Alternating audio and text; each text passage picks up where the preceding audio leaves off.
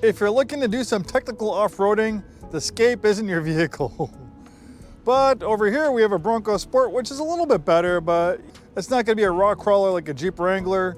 It's mostly designed for, light off-roading. But the Bronco is a completely different story, especially this Badlands. This one is designed for a hardcore off-roading.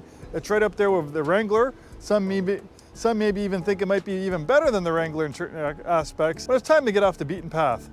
Hi, this is Joe from Scarff Ford Isuzu, and today we're going to talk about this 2025 Bronco Badlands. Let's dive in. These are great vehicles for people that, want to have adventures on road. These are basically designed for pavement dwelling. The Bronco Sport's a little bit better. The Bronco Sport, in fact, is one of the best off-road vehicles in its class for a compact crossover. But these are based on car-based unibody architecture, so they're built like cars, where this Bronco is a little bit different of a formula. It's built on rugged truck-based body and frame architecture, which is more rugged, better for going off-road.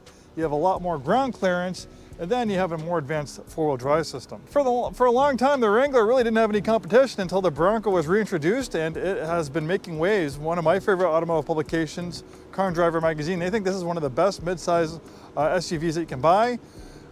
They think it's one of the best off-road vehicles you can buy, and they think it has an advantage over the Wrangler, which is great. I love the Wrangler too, don't get me wrong. I'd love to have a Wrangler.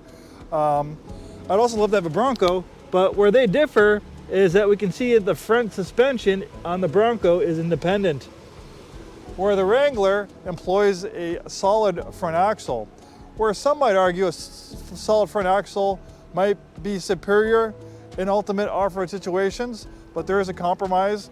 This thing, do some research yourself. This thing can keep up pretty much to the Wrangler, pretty much in all off-road aspects, but that independent front suspension makes it so much better on the road.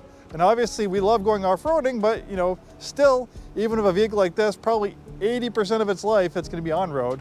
So that independent front suspension greatly improves the on-road feel and driving, and these are actually really nice. Even though this is designed to be an off-road vehicle, it actually has a really nice, pleasant on-road feel to it. These big tires and cushy suspension soak up potholes and beat up pavement with ease. On the regular Bronco, not talking about the Raptor, there are two engines available.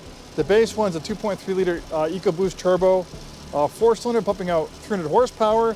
This has the optional 2.7 liter EcoBoost V6 pumping out 330 horsepower, capable of 0 to 60 right around the 6-second range. Not too bad for a rather large vehicle.